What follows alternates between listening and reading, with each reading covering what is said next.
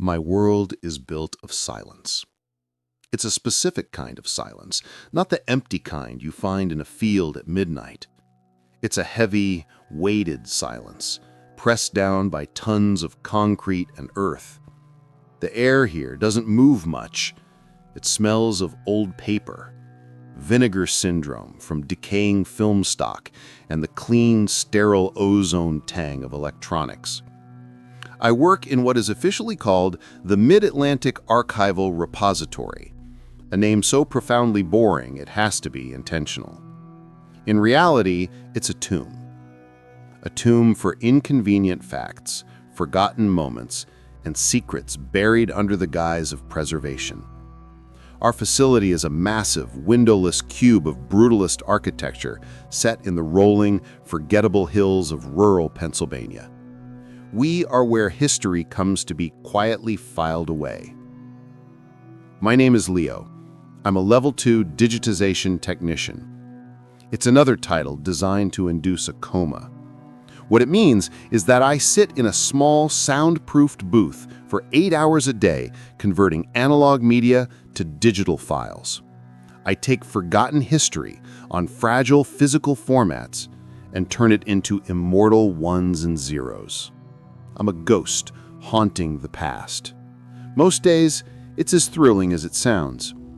I scan agricultural reports from the 1950s, public service announcements about dental hygiene, and hours upon hours of unedited C-SPAN footage. My job isn't to understand the content, it's to ensure the fidelity of the transfer. I am a human bridge between what was and what will be. The workflow is always the same. A trolley of gray metal canisters is wheeled to my station by a supervisor. I get a work order, I execute it. Today was no different. My supervisor, Mr. Abernathy, a man who seemed to have been born middle-aged with a permanent look of mild disappointment, dropped a new cart by my booth. "Morning, Leo," he mumbled, not making eye contact. "Low priority batch. Uncatalogued acquisitions from the Department of Defense. Just get them into the system. Standard archival settings." He handed me a thin file folder. Inside was a single sheet listing a dozen canister ID numbers. Most were labeled with mundane descriptions like Artillery Training, Fort Bragg, or Naval Fleet Exercises, Pacific. But one, at the very bottom of the list, had no ID number, just a handwritten note: Atmospheric Test Footage, Nevada, 1966. There was nothing unusual about that. We had miles of film showing atomic tests and high-altitude experiments. It was the bread and butter of Cold War archival work. I picked up the canister. It was colder than the others, covered in a fine layer of dust that felt like silt. The label was faded, typed on an old machine. No project name, no unit designation, just those 5 words. I took it into my booth, the heavy door hissing shut behind me, sealing me once again in my silent world. I began my ritual. I put on my white cotton gloves. I carefully opened the can, a faint puff of stale, dry air escaping. The film inside was a 16mm reel, which was a bit unusual for military footage from that era. They typically preferred the larger 35mm format for its clarity. I threaded the film onto the Steenbeck, my digitization rig. It was an old German machine, a beautiful piece of analog engineering that I'd personally retrofitted for high-resolution scanning. I loved this machine. It felt alive. As I wound the film through the gates and rollers, my fingers brushed against its surface. It was dry, but not brittle, well preserved. I hit the switch. The transport whirred to life, a gentle, rhythmic clicking that was the only soundtrack to my life. On my main monitor, the scanned image appeared, converted in real time. Just as the label promised, it was atmospheric testing. A wide shot of a barren desert landscape, the sky a brilliant, empty blue. A C-130 transport plane flew high overhead. Then, tiny specks dropped from its rear cargo door. Seconds later, dozens of white parachutes blossomed against the sky. It was a standard high-altitude, low-opening, or HALO, jump test, the kind of thing used to test equipment or train special forces. The footage was stable, shot from a ground-based camera. It was also incredibly dull. For 10 minutes, I watched men drift slowly towards the Earth.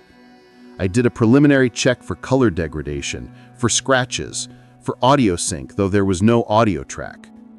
It was all procedural. My mind was already drifting towards what I'd have for lunch. My job was to see the flaws in the medium, not the content. But I saw something. It wasn't a flaw in the film. It wasn't a scratch or a chemical stain. It was in the content itself. It was a flicker, a single frame of impossibility that my brain registered before I could even process it. I paused the transport, the rhythmic clicking stopped, the silence of the tomb rushed back in. I used the jog wheel, slowly rolling the footage backwards, my eyes glued to the screen. There, frame 9734. Among the dozen parachutists descending in a graceful, predictable arc, one of them didn't. For a single frame, one of the figures, indistinguishable from the others at this distance, stopped its descent. In the very next frame, 9735, it had moved.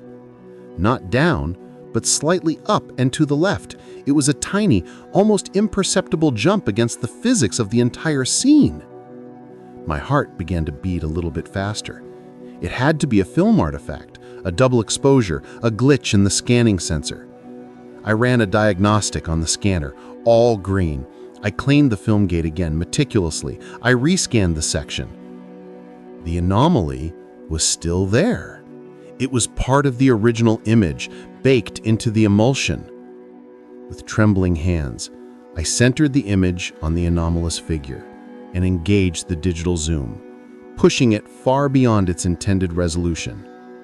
The image became a mess of grainy pixels, but the shape was still there. I watched it again. Fall, fall, fall, stop, jump up, then continue falling as if nothing had happened. It was wrong. It was a stitch in the fabric of reality that was coming undone right on my monitor. Leaning closer to the screen, my breath fogging the glass, I isolated the figure. I applied a sharpening filter, trying to pull a coherent shape from the noise. The other parachutists were clearly human figures under their canopies, but this one, as the pixels swam into a slightly clearer form, I could see that its silhouette was too long. Its limbs were too thin. And the parachute above it? It wasn't a parachute. It looked more like a tangle of dark, metallic ribbons shimmering unnaturally, even in the grainy black and white. And in that moment, I realized my job was not to preserve history. It was to bury the parts that didn't fit the narrative. And I had just dug something up. The silence in my booth was no longer heavy. It was sharp. Every quiet hum from the machinery, every gentle whir of the cooling fans felt amplified, hostile. I sat frozen, staring at the grainy figure I had isolated on my screen. The shape was all wrong. It was a crude collection of pixels, but it suggested a form that was too slender, too angular to be a human being bundled in jump gear. And it was moving the wrong way. My first instinct was denial. It's a trick of the light. A weather balloon caught in a strange updraft. A word. I typed commands into my console, cross-referencing the date and location with the public record. Nevada, 1966. There were no recorded meteorological anomalies, no reports of experimental aircraft in that specific sector on that day. Of course not. Why would there be? Anything truly experimental would be classified, its records housed right here in this concrete tomb, likely on a shelf not far from where I was sitting. My training, my entire professional life was built on logic and procedure. I had to disprove this. I went back to the film itself, placing the reel under a magnified light table. I examined the emulsion, frame by frame, around the anomaly. I was looking for any sign of tampering, a physical cut, or a chemical alteration that would suggest the frames were faked or spliced in. I found nothing. The film grain was consistent. The scratches and dust motes flowed seamlessly from one frame to the next. The impossibility I was witnessing was an original feature. I put the reel back on the scanner and began to work not as an archivist, but as an analyst. I used the workstation's built-in measurement tools to plot the trajectory of the object. For 3.7 seconds, it fell at a near-perfect terminal velocity, consistent with the other jumpers. Then, in the space of 4 frames, less than a quarter of a second, its vertical motion ceased and it accelerated upwards and laterally at a rate I calculated to be over 90 Gs. No human could survive that. No known machine could perform such a maneuver in the thick air of the lower atmosphere without creating a sonic boom or some visible distortion. The footage, however, was silent and serene. The object simply moved. A cold sweat trickled down my spine. The official protocol for a situation like this, not that a situation like this had ever been conceived of in the procedural manuals, was to flag the asset for content review by a Level 4 supervisor. I knew what that meant. Mr. Abernathy would come, I would point to the anomaly, he would look at me with that disappointed face, and the canister would be quietly removed. It would vanish into the deeper, darker levels of the archive, and a note would be added to my personnel file, a note that would ensure I never progressed beyond digitizing dental hygiene PSAs for the rest of my career. That was the best-case scenario. For the first time in my 5 years at the repository, I decided to break the rules. My hands shook as I slid a small, encrypted solid-state drive into a shielded USB port on the back of my terminal. It was a personal drive, one I used for my own side projects at home, and bringing it into the security area was an act that could get me fired on the spot. I initiated a raw data transfer, copying the uncompressed frame-by-frame scan of the entire 30-second sequence containing the anomaly. The progress bar on my screen seemed to mock me, crawling forward at an agonizingly slow pace. Every footstep I heard in a hallway outside my booth made my heart leap into my throat. I imagined Abernathy's face appearing in the small window of the door. But no one came. The transfer completed. With a frantic series of clicks, I ejected the drive and slipped it into my pocket. It felt like a block of hot lead against my leg. Then I went back to work. I deleted the enhanced scans and trajectory calculations from my local cache. I reset the digitization parameters to their default state. I finished scanning the rest of the reel, my eyes seeing nothing but parachutes falling in perfect, boring unison. I logged the job as complete. In the comment section, where I was supposed to note any issues, I typed 2 words: no anomalies. I placed the cold metal canister back on the gray cart with the others. I had done it. I had pushed the secret back into its place, but now a copy of it was in my pocket. When the clock on my screen finally signaled the end of my shift, the relief I felt was mingled with a new creeping paranoia. As I walked through the echoing corridors towards the exit, the few colleagues I passed seemed like strangers. Were they all just cogs in this machine? Or were they guardians, knowingly preserving a history that was a carefully curated lie? Stepping out of the facility's airlocked doors into the humid Pennsylvania evening felt like breaching the surface of the ocean. The chirping of crickets sounded alien. The sky, painted with the soft colors of sunset, no longer looked empty. It looked like a hiding place. The world that I had walked into was not the same one I had left this morning. The 20-minute drive from the repository to my small apartment had never felt so long. Every pair of headlights that appeared in my rearview mirror seemed to linger for too long. Every car that took the same turn as me was a potential tail. I knew it was irrational. I was just a digitizer, a nobody.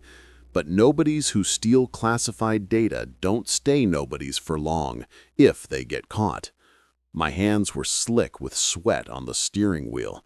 The familiar, quiet country roads I'd always found peaceful now felt desolate and menacing, the trees closing in on either side like silent, watchful sentinels. When I finally reached my apartment complex, I parked in my usual spot but sat in the car for a full 5 minutes, scanning the parking lot, the windows of the other buildings, looking for anything out of the ordinary. Seeing nothing, I walked to my door, the encrypted drive in my pocket now feeling like a ticking bomb. I fumbled with my keys, my usual smooth motions replaced with clumsy haste. The moment the deadbolt clicked shut behind me, I sagged against the door and let out a breath I didn't realize I'd been holding since I copied the file. My apartment is a simple, sparse place, more of a workspace than a home. In the center of the main room is my personal computer rig, a powerful machine I built myself, surrounded by 3 monitors. It's my one indulgence. It was my sanctuary. But tonight, it felt like a bunker. I didn't bother turning on the main lights.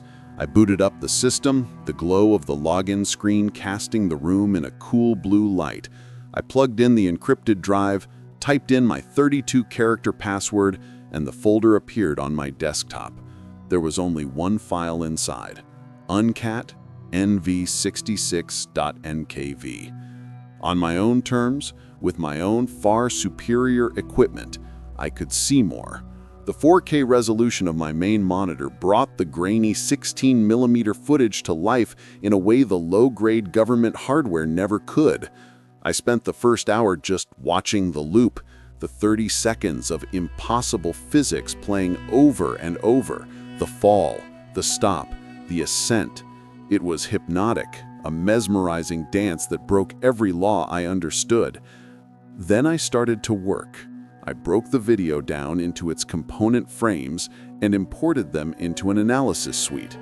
I began manipulating the contrast, pushing the levels of light and shadow far beyond normal parameters, searching for details hidden in the noise. For a long time, I found nothing new. And then, I saw it. It wasn't on the strange, ascending figure. It was in the empty sky above it. As I cranked the gamma correction to an extreme, patterns began to emerge in the film grain of the supposedly clear blue sky. It was a subtle distortion. It was almost invisible, like heat haze on a hot road, or the way air shimmers over a flame. But it wasn't random. It had a shape, a vast curved outline that took up a significant portion of the upper frame. It was a ripple in the fabric of the sky itself, and it was the source of the force that was pulling the slender figure upwards.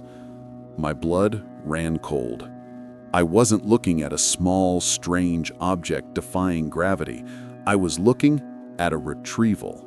The thing was being pulled into a much larger craft that was almost perfectly cloaked from sight. The military camera, with its primitive 1960s lens, had only barely caught its shimmering outline. This wasn't an anomaly. It was an interaction, an event. My mind, trained to catalog and connect information, was racing. A secret military test, a cloaked ship, an alien-looking being retrieved after a halo jump. Was it one of ours, dressed in some experimental suit, or was it one of theirs, captured and then rescued? The label on the can, atmospheric test footage.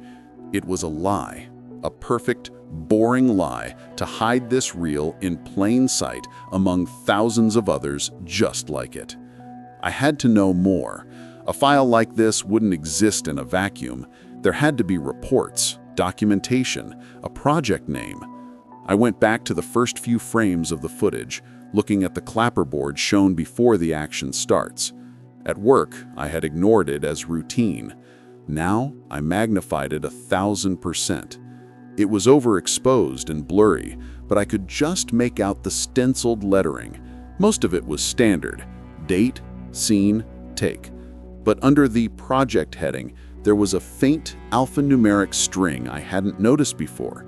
It was almost illegible, but after tracing the pixels for nearly an hour, I was almost certain I had it. Project Kestrel 7. I stared at the name on my screen. Project Kestrel 7. It was a thread. It was the key. My small, quiet apartment suddenly felt like the most dangerous place on Earth. I knew what I had to do next. I had to go back to the repository tomorrow, log into the secure index, and search for that name. It was a simple action, a few keystrokes into a search bar, but in a system that monitors everything, a system designed to keep secrets, I knew that typing those 2 words would be the equivalent of pulling the pin on a grenade.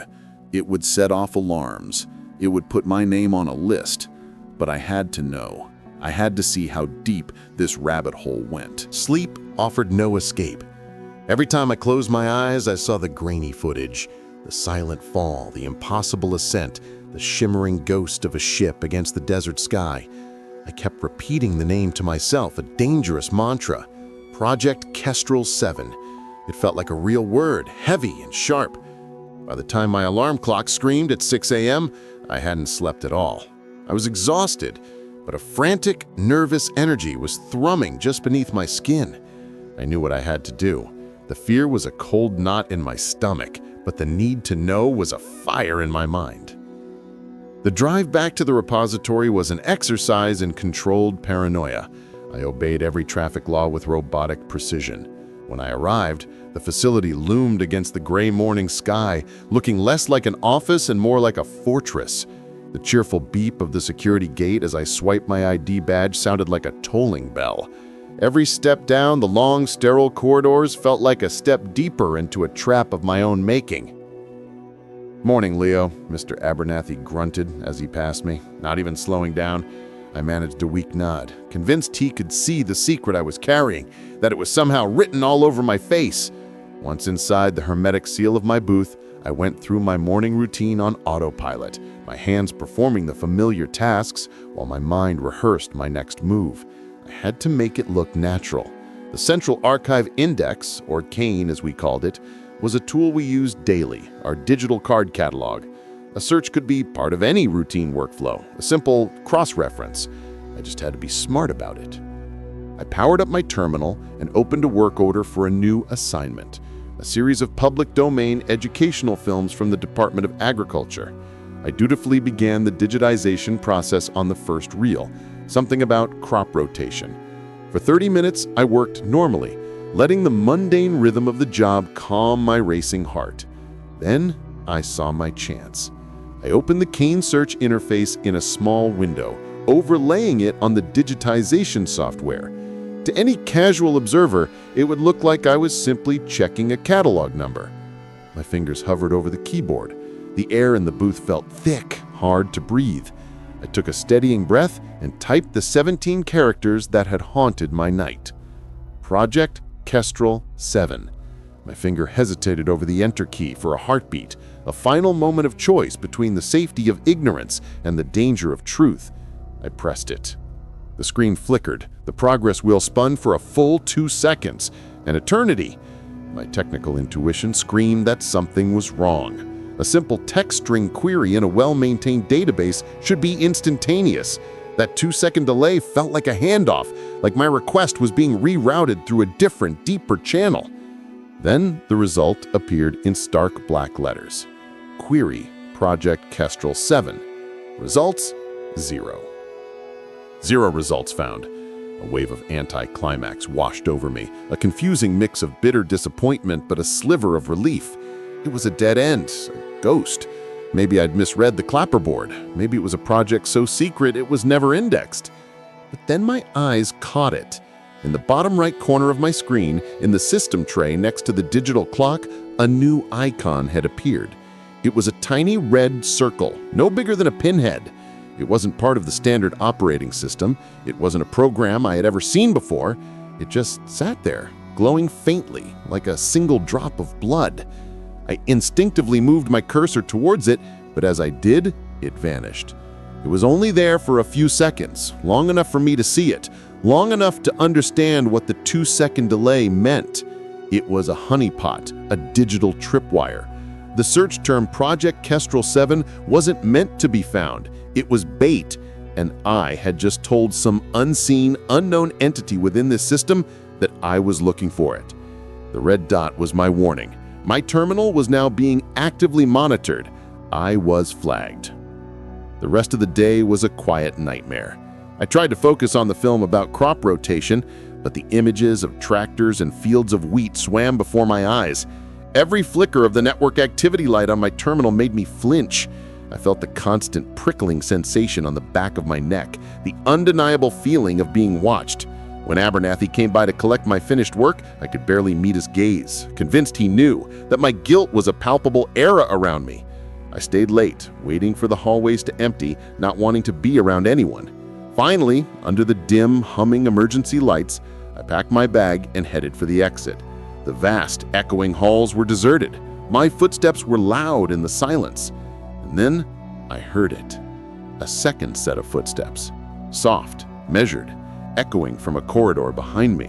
When I slowed, they slowed. When I sped up, they matched my pace. A cold dread, far beyond simple paranoia, seized me. I didn't turn around. I didn't dare. I just kept my eyes fixed on the distant green glow of the exit sign at the end of the hall and walked. My own heartbeat was a frantic drum in my ears, almost drowning out the sound of the second set of footsteps. I didn't dare run. In a place like this, running was an admission of guilt.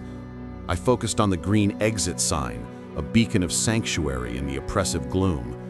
Every instinct screamed at me to turn around, to confront the shadow that was pacing me. But fear had locked my head in place. I reached the main security checkpoint, a wide, empty atrium, polished concrete that was brightly lit, a stark contrast to the darkened corridors. The footsteps behind me stopped. Forcing my legs to obey, I swiped my ID to unlock the final exit door. As the lock buzzed, a voice, quiet and raspy with age, spoke from behind me. The index is a useful tool, but it's best not to ask it questions you're not supposed to know the answers to. I froze, my hand on the door. Slowly, I turned. It wasn't a security guard. It wasn't Mr. Abernathy. It was Elias Vance, a senior archivist from the cartography section, a man I'd seen 100 times but never spoken to. He was close to retirement, with thin white hair, hands stained with ink and archival dust, and eyes that had seen too many secrets filed away. He looked frail, harmless, but his gaze was sharp, and it held no pity.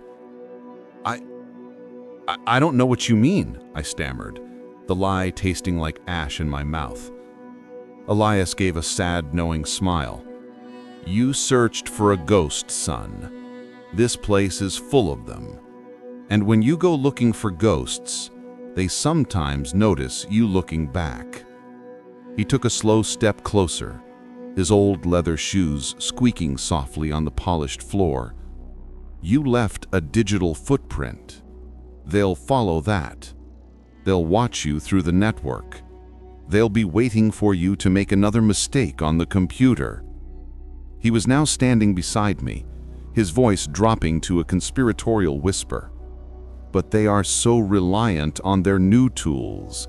They forget that the most dangerous secrets in this building aren't made of ones and zeros. He drifted past me towards the door, and as he did, his hand brushed against the pocket of my jacket. I felt a small, hard object drop inside. He didn't break his stride.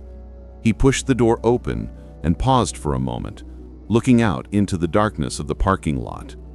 Some doors aren't in the digital index, he said without looking back. And then he was gone, swallowed by the night. I stood there for a full minute, my mind reeling. Was it a threat? A warning? A test? My hand trembled as I reached into my pocket. My fingers closed around the object he'd left. It was cold, metallic. I pulled it out and looked at it under the harsh fluorescent lights of the atrium. It was a key, an old brass skeleton key, heavy and ornate. Tied to its head with a piece of frayed string was a small cardboard tag, yellowed with age. On it was a sequence, typed with the same kind of old machine as the label on the film canister. It read LVLC, SEC 18, B04. My drive home was a blur. The immediate fear of being followed had been replaced by a dizzying sense of confusion and a terrifying sliver of hope. I burst into my apartment, locked the door, and threw the key onto my desk. It wasn't a digital file. It wasn't a password. It was a physical object, a clue from a world of paper and steel, not silicon and light. LVLC, SEC 18, B04. I knew what it was. It was a call number, a location. Level C was 3 floors beneath the ground, in the sub-basement. It was the Deep Archive, a section supposedly held inert, non-critical records. Access was restricted. Section 18, Bay 04. Elias had given me a map. He had confirmed that Project Kestrel 7 was real, and he had told me where to find it. He had also shown me the path to my own destruction. The digital search was a mistake that had put me on a watch list. It was passive surveillance, but walking into a restricted sublevel and physically accessing a file, that was active theft of classified material. There would be cameras, keycard logs. There would be no plausible deniability. I picked up the key, the cold brass seeming to absorb the warmth from my hand. Elias was right. They would be watching my digital movements, waiting for me to slip up online. They wouldn't be expecting this. An old ghost using an old key to open an old door.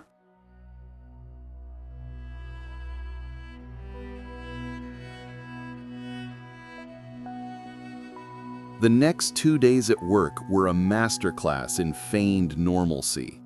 I arrived on time. I greeted Mr. Abernathy with a placid nod. I digitized my assigned reels, hours of tedious footage from congressional hearings in the 1970s with meticulous robotic precision. All the while, the brass key in my pocket was a constant, heavy reminder of the decision I had made. It felt like a physical weight on my soul, pulling me down towards the sublevels of the archive. I knew I couldn't use the key during the day. Level C was technically off limits without a Level 4 work order, and the few personnel who worked down there would spot me instantly. It had to be at night. I spent my evenings not at home, but in the local public library, using their computers to research the repository's original blueprints and security protocols from when it was built in the late 1950s. I was looking for blind spots. Elias was right. The modern security was all digital, network sniffers, keyword triggers, access logs. The physical security, I discovered, was a relic of its time. The original schematics showed a network of maintenance tunnels and service corridors that were largely ignored by the modern camera and sensor upgrades. They were considered obsolete. My path. On the third night, I was ready. I stayed late at my workstation, pretending to be finishing a complex project. One by one, the lights in the main digitization hall were turned off by the night janitor until only the lamp at my desk remained, a small island of light in a sea of darkness. I waited, listening, until the janitor's cart faded into the distance. The silence that returned was absolute. My heart hammered against my ribs as I slipped out of my booth. I didn't take the main elevators. Instead, I made my way to a fire exit at the far end of the hall. According to the blueprints, the stairwell here was one of the few that descended all the way to level C without requiring keycard access on every floor.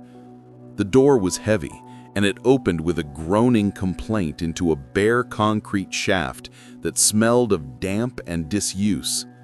I pulled out a small flashlight, its beam cutting a nervous, trembling circle in the oppressive dark. The descent was surreal. I was stepping back in time. The air grew colder, mustier. The clean, sterile environment of the upper levels gave way to something older, more elemental. The concrete walls were stained with age, and a single bare bulb flickered on each landing, casting long, distorted shadows that seemed to dance just at the edge of my vision. When I reached the bottom, the door was marked with a faded stenciled C. It was locked, but not with a modern electronic lock. This was an old, heavy-duty tumbler lock, a lock that required a key. My hand was shaking so badly, it took me 3 tries to get the brass key into the keyhole. It turned with a loud, grating clunk that seemed to echo through the very foundations of the building. I held my breath, listening. Nothing. I pushed the heavy door open and stepped through. Level C was nothing like the floors above. The ceilings were lower, crisscrossed with thick pipes and bundles of ancient wiring. The air was frigid and still. The lighting came from caged yellow bulbs that cast a sickly, jaundiced glow over everything. It was a catacomb. The aisles were narrower here, the shelving units packed so tightly together they seemed to lean into one another. This was where information came not just to be stored, but to be forgotten. I checked the tag again. SEC 18, B04. Using my flashlight, I moved through the silent labyrinth. The rows were marked with fading painted numbers, 12, 13. I was getting closer. The silence was unnerving. It felt like I was being watched, not by cameras, but by the sheer weight of the secrets entombed here. Finally, I found it, Section 18. It was in a far corner of the sublevel, a place where the air was thick with the smell of decay. I located Bay 04, a single, unassuming shelving unit. Unlike the neat film canisters on my floor, this bay was filled with mismatched containers, old cardboard boxes tied with string, wooden crates stamped with military insignia, and gray lead-lined boxes with ominous radiation warnings. And there it was. On the third shelf, a single black metal footlocker. It had no label, no markings at all, except for a small stenciled alphanumeric string on its side that was almost invisible under a thick layer of dust. Kestrel 7. It was locked with a heavy padlock. For a moment my heart sank, but then I noticed something about the lock. It wasn't standard. It didn't have a place for a key. It had a small circular indentation in the center. I looked at the head of Elias's key. It was ornate, but the very tip of it was a strange gear-like shape. On a hunch, I inserted the head of the key into the lock's indentation. It fit perfectly. With a gentle twist, I heard a series of soft clicks from within the lock. It sprang open. My breath caught in my throat. With trembling hands, I lifted the heavy lid of the footlocker. Inside, nestled in yellowed, brittle foam padding, was not a film reel. It was a collection of objects. A thick, leather-bound project binder, its cover stamped with the single word "classified." A set of black and white photographs, and a small, heavy object wrapped in oilcloth. I picked up the binder. It was the project file, the truth. As I opened it to the first page, the beam of my flashlight fell upon the title, typed in stark, official lettering. The words hit me like a physical blow. Live Specimen Retrieval and Analysis, EBE01. EBE, Extraterrestrial Biological Entity. My mind struggled to process it. All the conspiracies, all the whispers, all the grainy photos. They were all real, and I was holding the proof. In this forgotten corner of a forgotten archive, I had found the buried truth. My hand shook as I turned the brittle pages of the binder. The reports were typewritten, dense with technical jargon, but the core narrative was terrifyingly clear. The first section detailed the retrieval event, dated 2 weeks after the atmospheric test footage I had digitized. The footage wasn't the retrieval, it was the observation of an escape. EBE-01, as they called it, had been part of a highly experimental exchange program, a euphemism I now understood for a capture. The halo jump in the film was an attempt by the entity to return to its cloaked craft, which had been tracking it from above. The retrieval team, alerted by the anomaly in their own surveillance, intercepted it. The footage I had seen was a ghost in the system, a slip-up. I flipped to a section titled Physiological Assessment. The descriptions were chilling. Subject is bipedal, approximately 1.7 meters in height, slender build, 4 digits on each limb. Skin is a smooth gray-green epidermal layer, highly resistant to conventional sedatives. Ocular organs are large, oval, and black, demonstrating enhanced low-light vision and an accelerated blink reflex. It was exactly the image of an alien that populated pulp fiction and late-night talk shows. But this was real, and I was holding the proof. In this forgotten corner of a forgotten archive, I had found the buried truth. My hand shook as I turned the brittle pages of the binder. The reports were typewritten, dense with technical jargon, but the core narrative was terrifyingly clear. The first section detailed the retrieval event, dated 2 weeks after the atmospheric test footage I had digitized. The footage wasn't the retrieval, it was the observation of an escape. EBE-01, as they called it, had been part of a highly experimental exchange program, a euphemism I now understood for a capture. The halo jump in the film was an attempt by the entity to return to its cloaked craft, which had been tracking it from above. The retrieval team, alerted by the anomaly in their own surveillance, intercepted it. The footage I had seen was a ghost in the system, a slip-up. I flipped to a section titled Physiological Assessment. The descriptions were chilling. Subject is bipedal, approximately 1.7 meters in height, slender build, 4 digits on each limb. Skin is a smooth gray-green epidermal layer, highly resistant to conventional sedatives. Ocular organs are large, oval, and black, demonstrating enhanced low-light vision and an accelerated blink reflex. It was exactly the image of an alien that populated pulp fiction and late-night talk shows. But this was real. Then I found the photographs. They were black and white, glossy 8x10s, neatly tucked into plastic sleeves. The first few were aerial shots of the Nevada desert, identical to the footage. But then came the close-ups. Image 12. EBE-01 in containment suit, immediately post-retrieval. I sucked in a sharp breath. The image showed a figure, undeniably alien, secured in what looked like a straitjacket, but made of some thick, padded material. Its head was small, its neck impossibly thin. The eyes, even in black and white, were vast pools of darkness. It wasn't grotesque or horrifying in the way monsters are. It was simply other, a fragile, captive visitor. Image 17. EBE-01 undergoing initial medical examination. This one was harder to look at. The entity was on a metal table, strapped down, its body exposed. A team of scientists in white lab coats, their faces grim, surrounded it. They were taking samples, making measurements.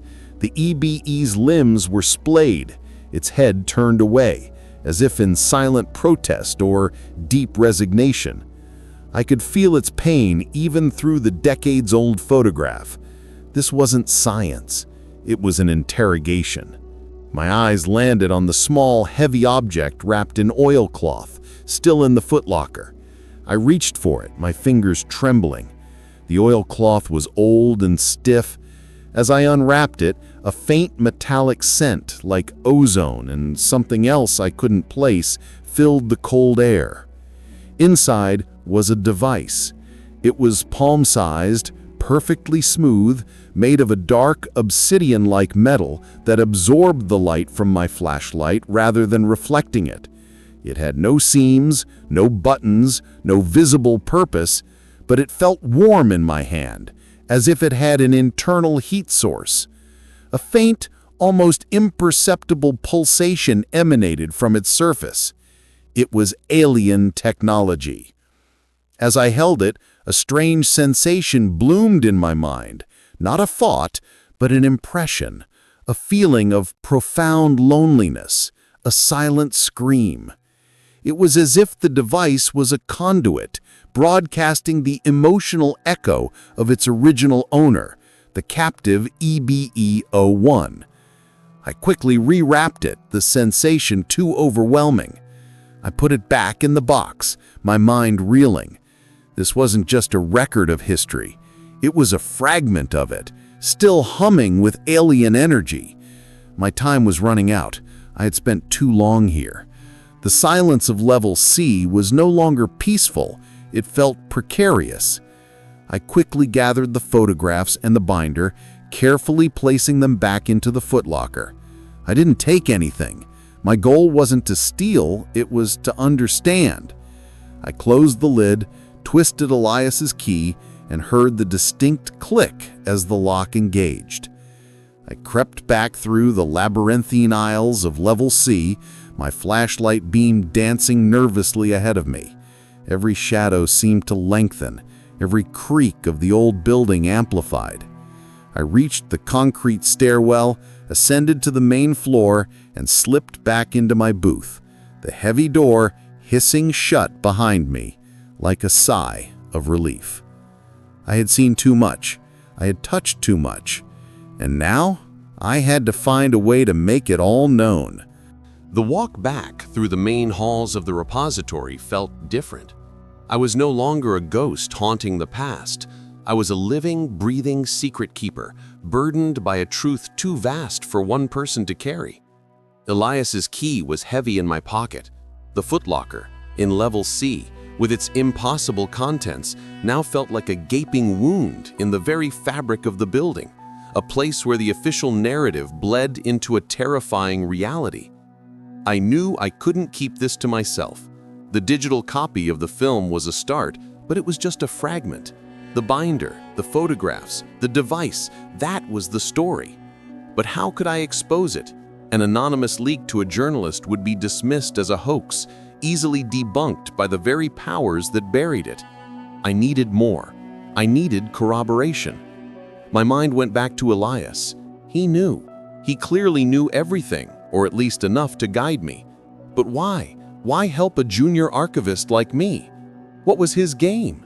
Was he a dissident, an insider trying to expose the truth before he retired? Or was he testing me, a pawn in some larger, more dangerous game? I had no answers, only a growing sense of isolation. The next morning, I arrived at work with a plan.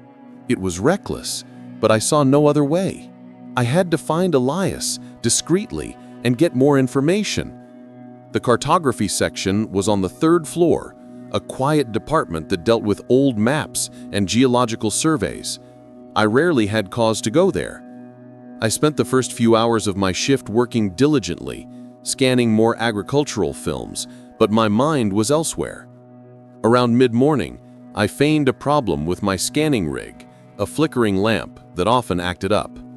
"I need to check the parts inventory on level 3, I told Mr. Abernathy, affecting an air of mild annoyance. He barely grunted in response, his eyes fixed on his monitor. He didn't care what I did, as long as the work got done. Taking a deep breath, I headed for the elevators. The ride up to level 3 felt like a journey to a different world. It was brighter here, the air less stale. The cartography section was a labyrinth of large flat file cabinets and drafting tables. The few archivists I saw were hunched over ancient maps, their work as slow and meticulous as mine. I found Elias at his usual desk in the far corner, wearing a magnifying visor, meticulously examining a faded topographical map of the American Southwest. He looked even older in the harsh fluorescent light, his skin like parchment. "Elias," I said softly, approaching his desk. He looked up, his eyes blinking, a flash of recognition in them. "Leo," he replied, his voice a dry rustle. "Lost your way to the digital age?" I leaned closer, lowering my voice. "I went to Level C, Section 18, Bay 04. Elias's expression didn't change, but his eyes narrowed almost imperceptibly. He slowly removed his magnifying visor and placed it on the desk. "And what did you find, young man?" I whispered. "Project Kestrel 7, the EBE, the photographs, the device." He nodded slowly, a profound weariness settling over his features. "I thought you might. Some truths demand to be uncovered. And some people just can't walk away when they see them." He paused, his gaze fixed on something beyond me, somewhere in the distant past. I was on Project Kestrel myself. Not in the field, thank God. But I processed the initial cartographic data. We mapped the landing site, the crash site, they called it, before they found it, before they took it. "You saw the entity?" I asked, my voice barely audible. "Briefly, through a secure observation window," he said, a shiver seeming to run through his frail frame. It was humbling, terrifying. And then the orders came down. Everything was to be recatalogued, misfiled, scrubbed. The official record would show nothing. Only the deepest, most secure archives would retain the physical proof. He sighed. "I couldn't just stand by and watch history be erased. Not entirely." "Why help me then?" I pressed. "Why risk it?" He looked at me, his eyes surprisingly lucid. "Because I'm tired, Leo, and I'm old. I don't have many years left to fight this battle. But you're young and you have that fire in your eyes, the kind that men dig where they're told not to." He leaned forward conspiratorially. "They won't stop at just monitoring your computer, Leo. Not that you've shown you're willing to go deeper. They'll start watching you, your apartment, your movements. You need to be smarter. You need to be faster." "What do I do?" I asked, a desperate edge to my voice. "You need to take the story out of here," Elias said, his voice firm. "But not in a way they can easily dismiss. The photographs, the reports, the device, they need context, they need a voice, and that voice needs to be heard by the right people, people who still believe in truth." He pulled a small, worn, leather-bound address book from his coat pocket. "I have a contact, a retired journalist, used to cover the Pentagon beat. He's been chasing ghosts like Kestrel 7 his whole career. He's the only one I trust." He tore a page from the book and pressed it into my hand. On it was a name, a phone number, and a P.O. box address in a small town in New Mexico. "You need to get this to him, Leo," he urged, his voice barely above a whisper. "And you need to get out of here. Soon." The small, folded piece of paper from Elias's address book felt like a burning coal in my hand. It was my only way forward, and also the most dangerous thing I now possessed. I returned to my booth, my mind a chaotic whirlwind. Elias's warning echoed in my ears. "They'll start watching you, your apartment, your movements." The digital surveillance I had feared felt almost quaint now, a passive, distant threat. This was something else. This was real. I finished my shift in a state of heightened awareness. Every sound, every person who walked past my booth was a potential threat. I was a raw, exposed nerve. The hardest part was leaving. I had to walk out of the repository, past the security checkpoints, and into the open, knowing that unseen eyes might be transitioning from my digital trail to my physical one. I kept my head down, my pace steady, betraying none of the terror that was screaming inside my head. And then I saw it. As I pulled out of the employee parking lot and onto the main road, a black sedan, a generic, forgettable model, pulled out from a side street 2 cars behind me. It was too perfect, too cliché, but my stomach dropped all the same. I made a series of turns, winding through the quiet back roads, doing my best to make it look like I was just taking a scenic route home. The sedan stayed with me, a persistent shadow. It never got too close, it never drove aggressively. It was professional, and that was the most terrifying thing about it. When I turned onto my street, the sedan continued straight, disappearing over a hill. For a moment, a wave of relief washed over me. I was wrong, I was just being paranoid. But as I walked up to my apartment, I glanced down the street. There it was, parked half a block away, its engine off, 2 indistinct silhouettes visible in the front seats. They weren't just watching the archive anymore. They were watching my home. Elias was right. My time was up. The moment I locked my apartment door, I moved with a purpose I hadn't felt before. Panic was a luxury I couldn't afford. This was a tactical problem. I went to my computer, but not to browse the web or look for answers. I pulled the encrypted drive from my pocket, the one with the original footage, and plugged it into a port. I created a new, even more complex layer of encryption around the file, a digital nesting doll. Then I initiated a full 7-pass secure wipe of my entire system. It would take hours, but by the time it was done, not even the most advanced forensics would be able to recover a single byte of my research. My digital ghost was being exercised. While the computer hummed, methodically destroying my digital life, I packed my physical one. It didn't take long. I had a prepaid burner phone I'd bought with cash a month ago as a paranoid precaution. I activated it. I took the wad of emergency cash I kept hidden in a book, a single change of clothes, a water bottle, and the encrypted drive. I put everything into a worn, nondescript backpack. I looked around the apartment, at the books, the computer parts, the life I had built. It was all just stuff. It wasn't me anymore. Getting out was the next problem. The front door was a non-starter. They were watching it. My second-floor apartment, however, had a small balcony that overlooked a shared, overgrown backyard. A rusty fire escape ladder ran down the side of the building. It was my only way out. Under the cover of darkness, I slipped onto the balcony. The cold night air was a shock. I slung the backpack over my shoulders and swung my leg over the railing, my feet finding the cold, narrow rungs of the ladder. It groaned in protest, but held my weight. I descended quickly, my heart pounding with the fear of being seen or heard. I dropped the last few feet into the damp grass, landing with a soft thud. I didn't look back. I crept through the shadows of the backyards, vaulted a low fence, and emerged onto a street 2 blocks away from my apartment, and more importantly, from the black sedan. I was a fugitive. I walked for nearly an hour, sticking to the darkest streets until I reached the city's main transit center. I didn't go to the airport or the train station. Those places had too many cameras, too many questions. I went to the grimy 24-hour bus terminal.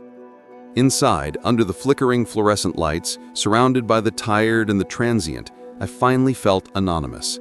I paid cash for a one-way ticket, not to New Mexico, but to Chicago. It was in the wrong direction.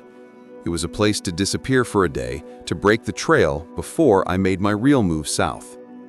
As I found a seat on the late-night bus, I looked out the window. The city lights of my former life smeared past, hazy and distant. I was on the run, with nothing but a backpack, a secret that could change the world, and the name of a journalist I'd never met. The bus hissed as it pulled onto the highway, leaving everything I had ever known behind in the darkness. The days that followed were a blur of bus station benches, cheap motel rooms, and the endless, hypnotic roll of the American highway. I was a ghost, paying for everything in cash, speaking to no one. My backpack with the encrypted drive never leaving my side. In Chicago, I spent a day in the public library, then bought another bus ticket, this time to Denver. From Denver, I finally headed south. Each leg of the journey was a deliberate break in the chain, a clumsy but necessary attempt to muddy my trail. I was shedding my old life, 1 mile at a time. Leo, the archivist, was disappearing, and in his place was someone leaner, more watchful, a man who understood the value of shadows. I finally arrived in Truth or Consequences, New Mexico. The name felt like a cosmic joke. The town was a small, dusty collection of buildings shimmering under a relentless sun. The oppressive humidity of Pennsylvania had been replaced by a dry, searing heat. The sky here was a vast, empty canvas, a stark contrast to the claustrophobic confines of the archive. I found the post office and slipped a note into the P.O. box number Elias had given me. It was simple, cryptic. Kestrel 7's EBE-01 is awaiting analysis. The Roadrunner Diner. Dusk. Come alone. I signed it, The Archivist. It was a gamble, but the specificity, I hoped, would be my key. That evening, I sat in a booth at the Roadrunner, a classic chrome and neon diner on the edge of town, nursing a single cup of coffee for 2 hours. My back was to the wall, my eyes on the door. Every customer who walked in sent a jolt of anxiety through me. Finally, just as the sun began to bleed across the desert horizon, an old beat-up Ford pickup truck pulled into the gravel lot. An old man got out. He was tall, thin as a rail, with skin like cracked leather and a mane of unruly white hair. He wore a faded denim shirt and a look of profound skepticism. He walked into the diner, his eyes scanning the room, and settled on me. He didn't approach my table. He sat at the counter, ordered a black coffee, and waited. After a few minutes, he spoke to the waitress, just loud enough for me to hear. "Damn shame. I drove all this way to see a Roadrunner, and all I've seen are kestrels." It was the signal. I left a few dollars on my table and walked out into the cool desert evening. He followed a moment later, his coffee untouched. We stood by his truck as the last light of day painted the mountains in shades of purple and orange. "You the archivist?" he asked, his voice a low, gravelly rumble. "Are you Arthur Finch?" I countered. He nodded slowly, his eyes boring into me. "I've been chasing stories like this for 50 years, kid.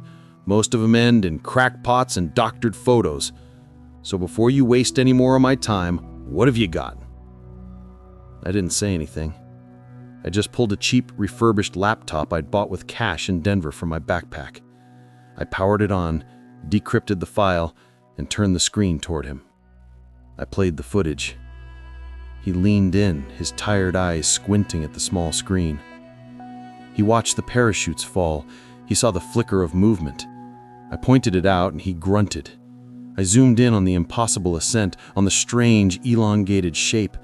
I showed him the shimmer of the cloaked craft I had uncovered. He watched the 30-second loop 3 times in complete silence. The only sound was the chirping of crickets and the distant whine of the highway. When he finally looked up from the screen, the skepticism in his eyes was gone. In its place was something I never expected to see. The profound, wearied vindication of a man who had been right all along. "Kestrel 7, he breathed, the name a ghost on his lips. I heard whispers of that name back in '78 from a dying Air Force general. He said it was the one they actually caught. He looked at me, with a new intensity in his gaze. This is it. The real thing. "What do we do?" I asked. "What you do is disappear," Arthur said, his tone turning serious. "Your old life is over. They'll never stop looking for you. But this," he tapped the laptop screen, "this story now belongs to the world." He explained his plan. He was part of a network, a quiet collective of discredited journalists, whistleblowers, and ethical hackers. They would release everything at once. The footage, my testimony, the project name, on hundreds of platforms across the globe. They couldn't stop a leak. They could only try to contain an explosion. He gave me a choice. He could give me cash, a new identity, a path to a life of quiet anonymity somewhere far away. Or I could stay, live in the shadows, and help him and his network sift through the digital vaults of the world looking for more secrets, fighting back from the inside. I looked away from Arthur, out at the vast, darkening desert. The horizon was a clean, sharp line between the earth and the star-dusted sky. For the first time in my life, there were no walls, no ceilings, no predetermined aisles to walk down. When I came here, I was a terrified archivist, a keeper of a secret. But I wasn't that person anymore. I had carried the truth out of the tomb and into the light. My job wasn't over.